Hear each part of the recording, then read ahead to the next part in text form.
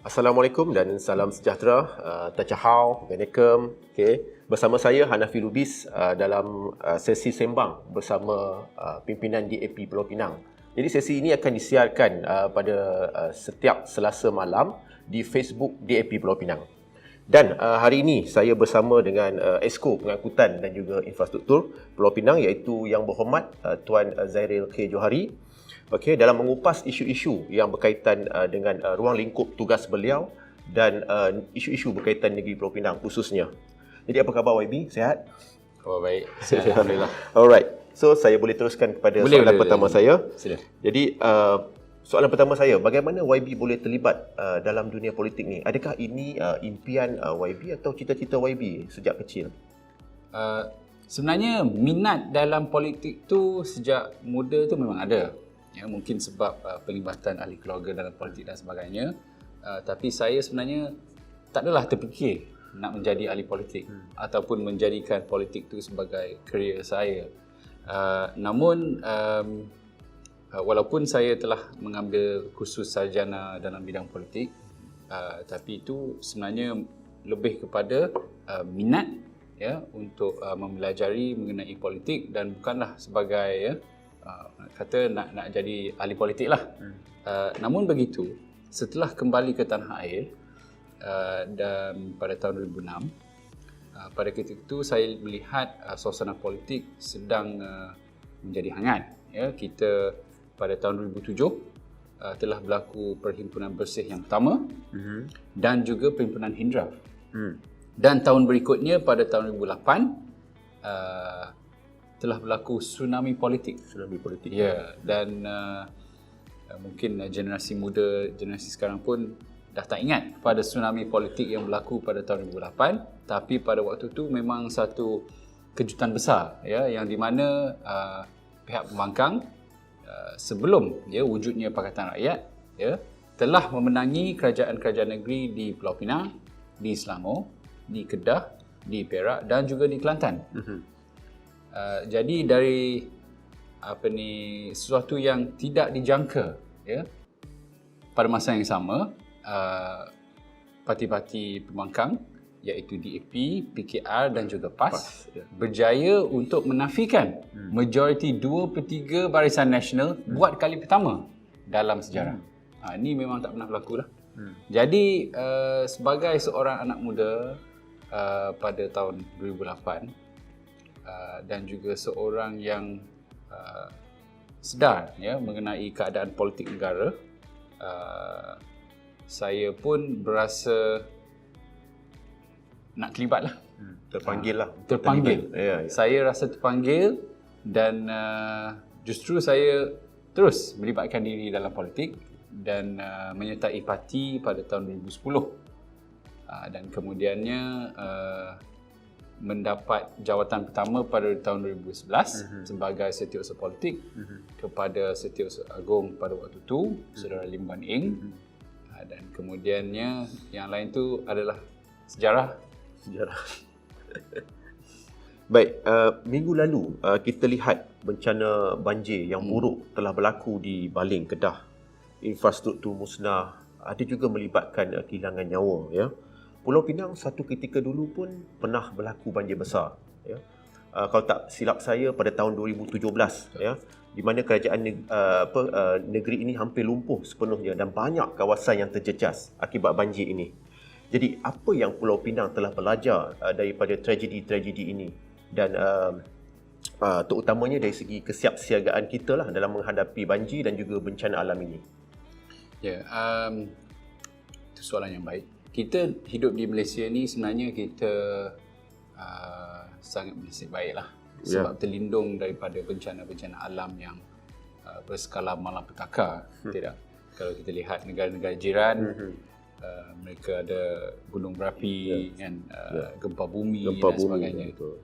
Namun walaupun terlindung daripada bencana-bencana yang paling teruk, tapi tempias-tempias pun kita dapat. Pada tahun 2017, yang telah berlaku di negeri Pulau Pinang adalah tempias kepada taufan yang besar.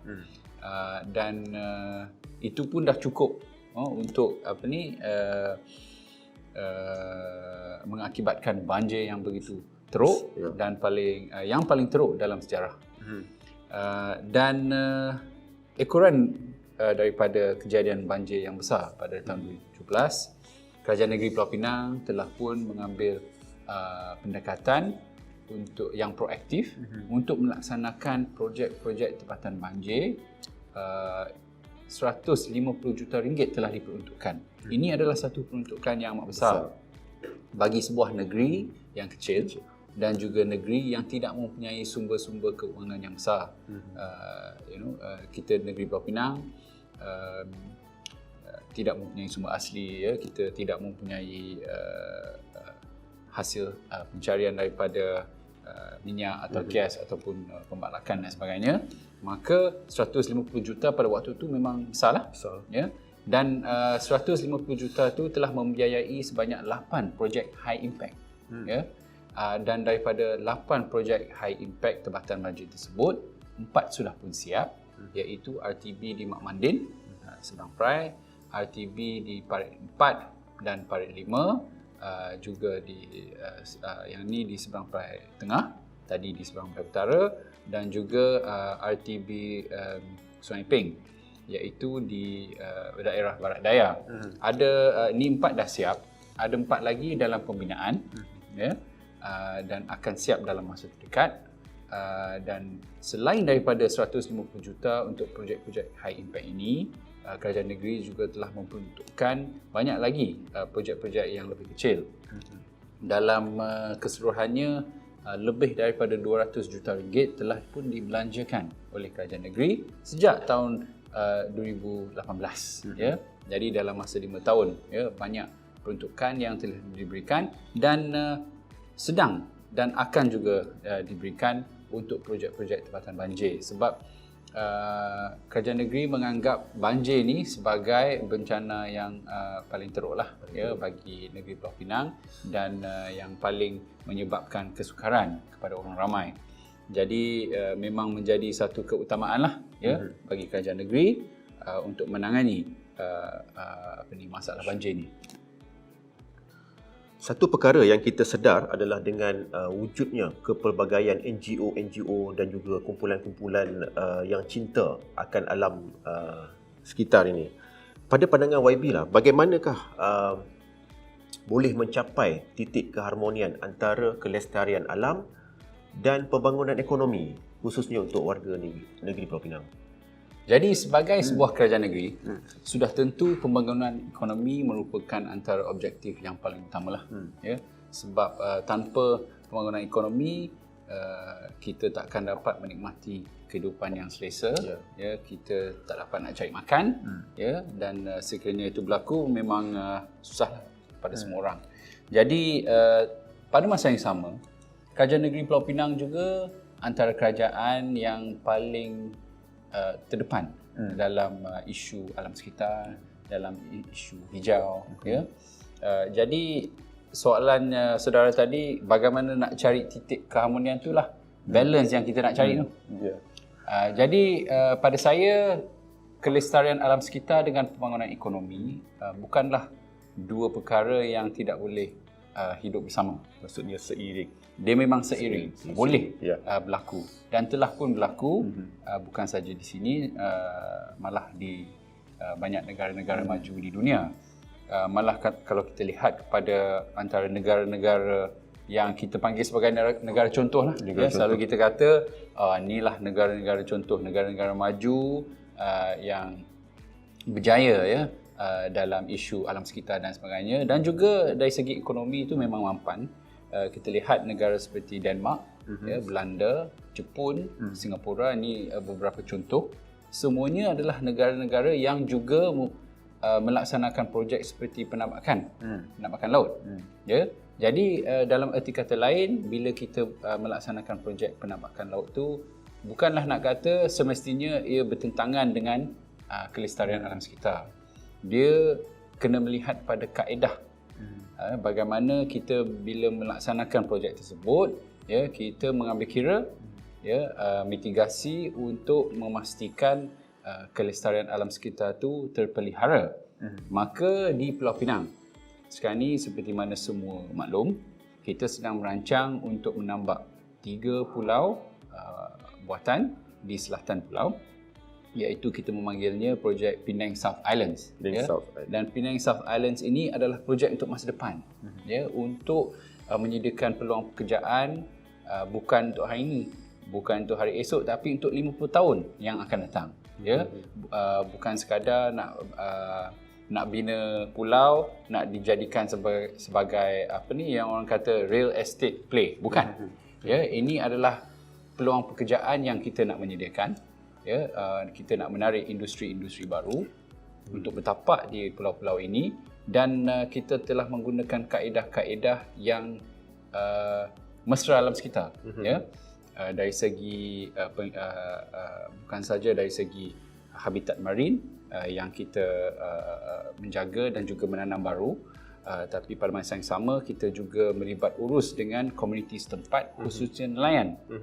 Sebagai contoh, 3 pusat perkhidmatan setempat nelayan telah pun ditubuhkan di sekitar kawasan tersebut, yang di mana kita juga committed untuk membantu nelayan dari segi bot-bot baru, dari segi membantu mereka untuk mendapat peluang pekerjaan semasa projek penambakan dilaksanakan. Pada masa yang sama juga untuk memberi sokongan kepada ahli keluarga mereka, anak-anak mereka dalam sekolah dan sebagainya. Jadi sebenarnya sangat komprehensif lah.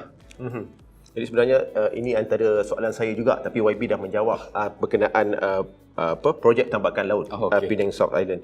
Jadi rakyat di luar sana sebenarnya nak tahu apa sebenarnya kepentingan projek ini untuk masa depan Pulau Pinang. Okey, Pulau Pinang menjadi tumpuan bagi negeri-negeri lain sebagai lubuk cari makan. Suka atau tidak, hal ini membawa kepada meningkatnya jumlah kenderaan di negeri ini. Pernah dulu kita dengar ura-ura kata Pulau Pinang bakal mendapat LRT, tapi tiba-tiba diam. Jadi YB, apakah sebenarnya Pulau Pinang ini betul-betul hampir mendapat LRT? Sebenarnya projek LRT ini adalah projek yang boleh dikatakan projek utamalah dalam rancangan PTMP kita, iaitu Penang Transport Master Plan, Pelan Induk Pengangkutan Pulau Pinang. Dan masih lagi menjadi projek utama yang ingin dilaksanakan oleh kerajaan negeri. Dia cuma delaynya berlaku semasa zaman pemerintahan Pakatan Harapan di Kerajaan Persekutuan. Kita telah berjaya untuk mendapat komitmen daripada Kerajaan Persekutuan untuk memberi jaminan. Maka rundingan bersama dengan institusi-institusi kewangan untuk membiayai projek tersebut telah pun berjalan sejak tahun 2018. Malangnya, apabila berlaku pertukaran kerajaan pada tahun 2020, ekoran daripada langkah Sheraton juga yang menjadi punca masalah kita. Kerajaan yang seterusnya, iaitu Kerajaan Perikatan Nasional, telah pun membatalkan jaminan keuangan tersebut, dan oleh kerana itu maka terjejaslah dari segi pembiayaan projek tersebut. Dan ini sesuatu yang kita kira sangat malang, kerana kalau kita lihat di Lembah Kelang, Kerajaan Persekutuan telah melabur dalam pelbagai projek-projek pengangkutan awam, termasuk MRT, LRT, BRT, monorail dan sebagainya.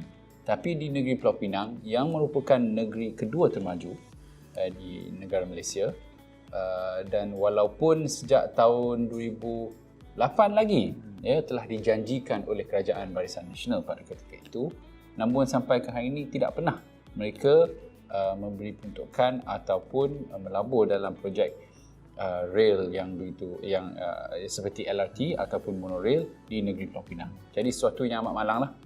Namun begitu, kerajaan negeri tidak hanya terduduk sahaja dan menunggu durian runtuh daripada Kerajaan Persekutuan yang mungkin sampai bila pun takkan sampai.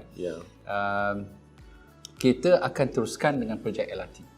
Namun oleh kerana kekangan keuangan, maka mungkin satu pendekatan yang lain sedang dicari, dan oleh itu kerajaan negeri sedang merancang untuk melaksanakan RFP.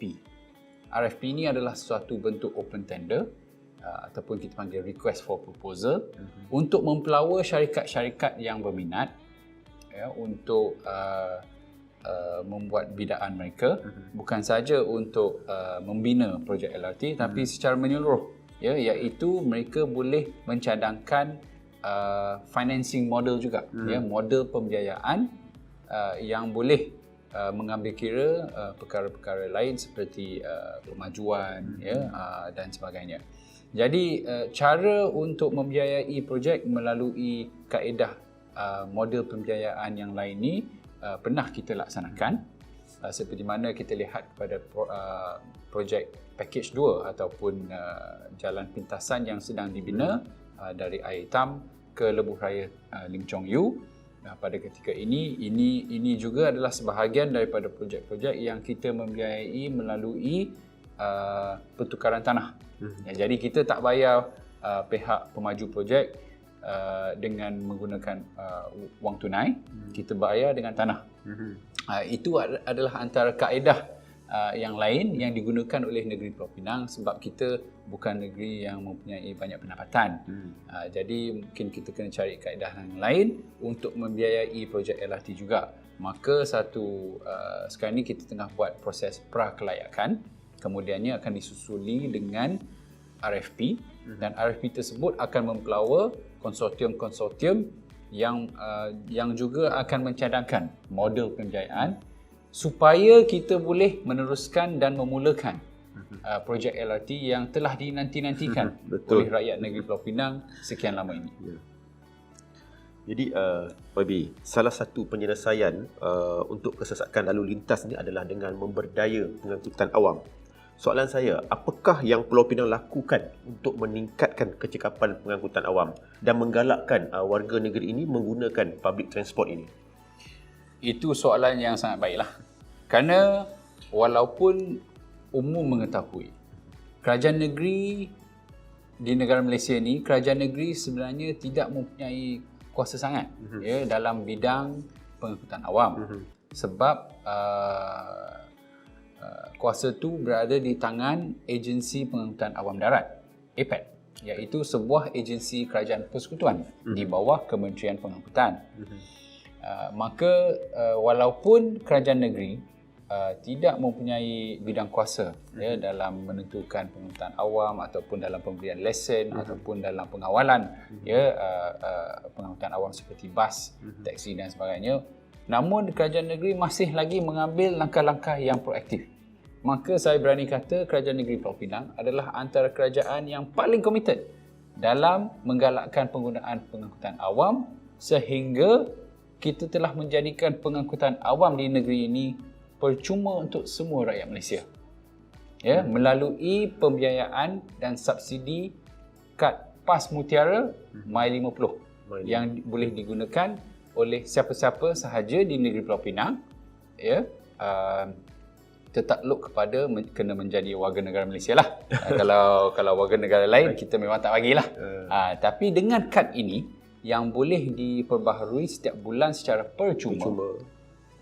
Boleh menggunakan siapa-siapa sahaja yang ada kad ni boleh menggunakan kad ni menaiki mana-mana bas Rapid Penang, bas sekolah, bas persiaran tak boleh bas Rapid Penang di mana-mana laluan pada mana-mana bila-bila masa di seluruh negeri Pulau Pinang. Saya rasa tidak ada mana-mana bandaraya ataupun negeri di mana-mana di dunia pun saya ingat tak ada nak cari. Sama juga dengan ferry kan? Sama juga dengan ferry. Ferry pun kita telah memulakan tambang percuma yang dibiayai sepenuhnya oleh kerajaan negeri. Walaupun ferry itu adalah milik kerajaan persekutuan, tapi dibiayai oleh kerajaan negeri untuk manfaat rakyat. Okey. Baik. Alright.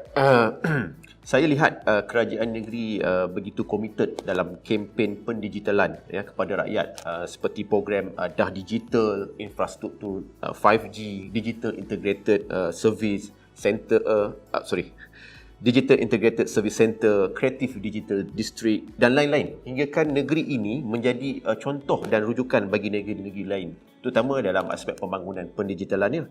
Jadi boleh YB terangkan sikit tentang program-program yang ada? Ya, kerajaan negeri telah mewujudkan satu agensi baru yang dipanggil Digital Penang. Digital Penang. Ya, pada tahun 2020. Ni waktu pandemik lah sebenarnya. Dan kita antara matlamat Digital Penang ini adalah untuk memberdaya komuniti ataupun masyarakat negeri Pulau Pinang untuk menjadi digital. Ya. Yang ni kita buat di bawah kita panggil digital community. Ya. Kita nak mendigitalkan rakyat kita.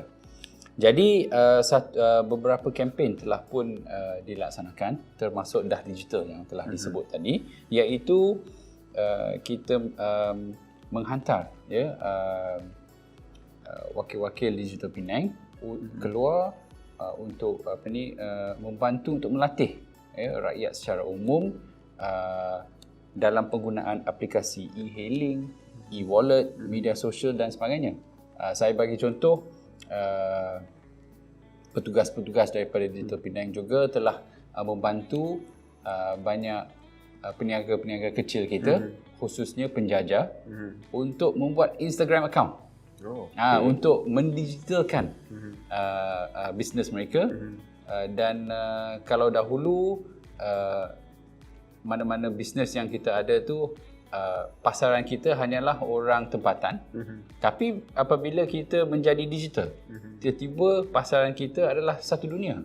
Ya, sebab